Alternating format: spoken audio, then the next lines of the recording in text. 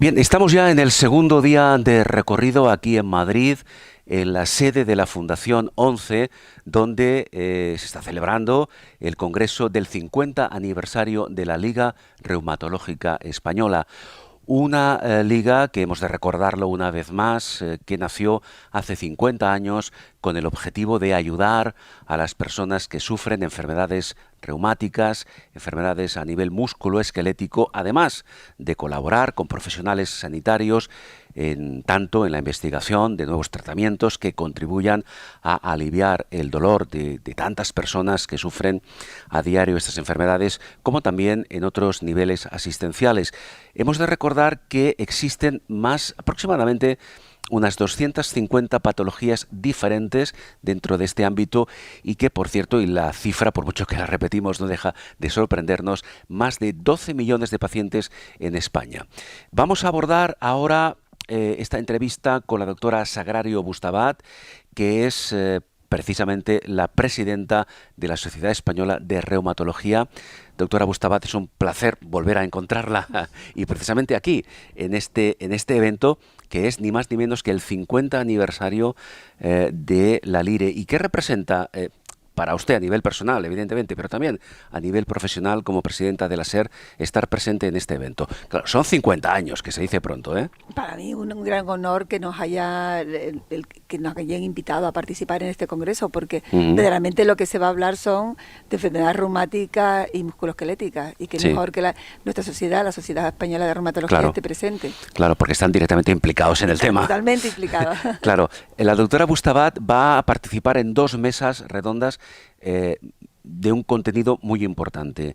El modelo de experiencia del paciente. Vamos a hacer un avance, si le parece, de cada una de ellas y luego vamos a comentar la perspectiva de las enfermedades reumáticas y musculoesqueléticas. Entiendo, perspectiva cara al futuro inmediato, en base a diagnóstico, en base a tratamientos, en base a investigaciones. Pero empezamos por el papel que ha jugado, que juega y que quizá debe jugar en un futuro, a ser posible a corto plazo, el paciente. ¿Qué importancia tiene el paciente? ¿Cómo debería implicarse el paciente en su patología? A ver, yo creo que el paciente es el eje principal de nuestro sistema sanitario y su experiencia para nosotros nos permite gestionar muchísimo mejor lo que son las enfermedades reumáticas.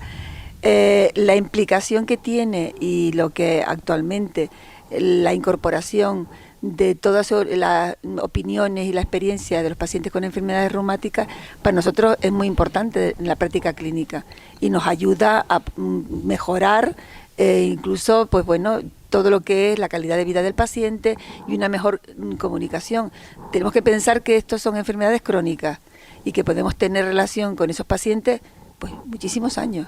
Claro. Es decir, y a lo mejor durante un año ver al paciente pues 3 o 4 o 5 veces, dependiendo de cómo esté su actividad y durante muchos años. Entonces, eso crea un vínculo y una relación médico-paciente que es muy importante. Y el que los pacientes nos vean a nosotros como las personas que podemos ayudarlos, no solo muchas veces desde el punto de vista del tratamiento, sino muchas veces por dudas que ellos se les plantean. Claro, decía ahora la doctora Bustabat que esta relación con el paciente se mantiene durante muchos años. Y yo quizá añadiría prácticamente durante toda la vida, porque son pacientes en general crónicos, ¿cierto? Entonces, claro, ¿hasta qué punto, por ejemplo, desde la perspectiva de la SER, vamos a hacer una crítica constructiva, hasta qué punto ustedes valoran el nivel de implicación de cada paciente en su propia patología? A ver, yo creo que esto ha ido cambiando. Indudablemente, y más en las últimas décadas que tenemos nuevos tratamientos en que podemos mejorar todavía mucho lo que es la actividad de la enfermedad.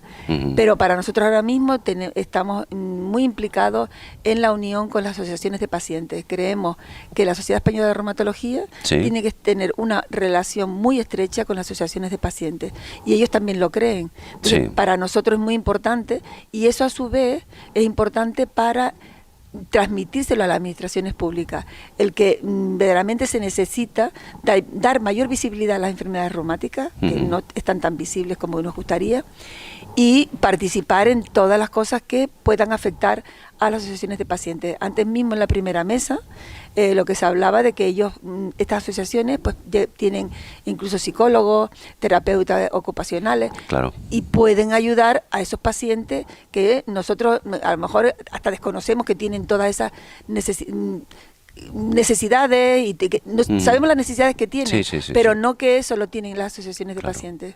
Y doctora Bustabat, ¿hasta qué punto las asociaciones de pacientes prestan o intentan prestar algunos servicios a los pacientes que quizá o quedan fuera o no cubre la sanidad pública? Yo creo que hay mucha parte, no solamente que no es que no lo cubran, sino que hay tantos pacientes con enfermedades reumáticas. Claro, más de 12 millones, efectivamente. Entonces, claro, que eso hace que muchas veces pues, la sanidad pública no pueda darlo con esa prioridad que se podría dar. Y entonces, con las asociaciones de pacientes es importante el tener esa comunicación que a lo mejor pueden ayudar a que eso mejore. Sí, porque hablábamos antes de la visibilidad, de la falta de visibilidad de los pacientes con enfermedades reumáticas y musculoesqueléticas. Pero yo añadiría, si también existe esa percepción de falta de visibilidad o que no tienen la visibilidad suficiente las propias asociaciones de pacientes. A ver, es difícil porque hay muchísima gente con enfermedades reumáticas y no todo el mundo está asociado en asociaciones. Claro, pero quizá porque no las conocen en algunos casos. Puede ser que una parte sea desconocimiento y otra parte es como sentirse como no dar visibilidad a eso que tienen, a esa patología que tienen. Claro, por un cierto estigma, entre comillas. Exacto, que puede ser hasta cierto punto un cierto estigma en ese sentido. Y yo creo que ahí nosotros los reumatólogos podemos hacer también en esa práctica y en esa consulta diaria el quitarles ese miedo que puedan tener a que Sí. Colaborando. Claro, porque en muchos casos, doctora Bustabat, las enfermedades reumáticas van asociadas al dolor. Y ese dolor, que en muchos casos también es incapacitante, lo que provoca es que el paciente quizá se aísle un poco, incluso en algunos casos entre en procesos depresivos, y eso les impide mantener una calidad de vida, digamos, lo más cercana a lo que es habitual, ¿no? Es un concepto, el dolor. No quiero que me vean con esta limitación. Claro. Ahora se ha conseguido con los nuevos tratamientos que deformidades que antes se producían, no las ves. Claro. Entonces ya lo que no se ve parece que no existe, como diríamos. Y luego después es el sentimiento ese de no puedo hacer nada. Entonces, lo que hay que quitarle es incluso ese miedo y el hacer ejercicio, por ejemplo. Sí. No, es que no puedo hacer ejercicio. Claro. Sí, pero dentro de unas limitaciones, porque además es fundamental. Hacer ejercicio en la enfermedad reumática. Ejercicio adaptado a cada caso, evidentemente, porque en las enfermedades reumáticas en general, precisamente la inmovilidad es totalmente, y usted me corrige si no es así, contraproducente. Efectivamente. Hay que adaptarlo, pero saber que hay que hacer ejercicio. Fortalecer la musculatura es lo más importante. Claro. En una persona sana y en una persona... Sí, en general, evidentemente. Dentro de ese contexto, antes de pasar un poco al contenido de la segunda mesa, dentro de ese contexto que es el modelo de experiencia del paciente, a modo de resumen, de lo que luego usted va a comentar, ¿qué factores claves destacaría? ¿En qué hay que basarse para mejorar ese modelo de experiencia del paciente? A ver, yo creo que se están haciendo muchísimas cosas, pero también es verdad que necesitamos una colaboración por parte de la administración pública. Colaboración en el sentido de que se reconozca lo que son las enfermedades reumáticas, las incapacidades que se producen en las enfermedades reumáticas y la necesidad de una colaboración y un apoyo por parte de la administración. Necesidad de colaboración y apoyo que en este momento es fluida, pregunto. Bueno, diríamos que estamos intentándolo. Es verdad que somos nosotros los que tenemos que hacer, dar ese paso. Nosotros ya en marzo, creo que fue aproximadamente, fuimos al Congreso de los Diputados, a la Comisión de Sanidad, y les pusimos todo lo que son las enfermedades reumáticas, las incapacidades que se producen, todo, y la verdad que tuvo muy buen acogimiento. Luego ha estado este tiempo en que, entre elecciones y que no teníamos un gobierno, pero pensamos volver otra vez a la carga. Bien, perfecto. Perspectiva de las enfermedades reumáticas y musculoesqueléticas, ¿en qué sentido? ¿Diagnóstico, tratamiento, investigación? A ver, en todos esos campos. una de las cosas más importantes, que también se habló también en esta mesa, es el diagnóstico precoz. Es importante que una persona en que empiece con un cuadro de dolor, de limitación, de rigidez, vaya al médico de atención primaria. Sí. Y el médico de atención primaria, ya nosotros hemos tenido muchas comunicaciones con ellos, estamos bastante relacionados, como todo, no hay una equidad en todo el territorio nacional. Claro, sí, es un tema recurrente, Sí. que lo hemos comentado en varias ocasiones. Entonces, pero bueno, hemos visto que sí, que ese diagnóstico precoz, porque Sí. nos lo envían, es muy importante porque podemos poner un tratamiento precoz.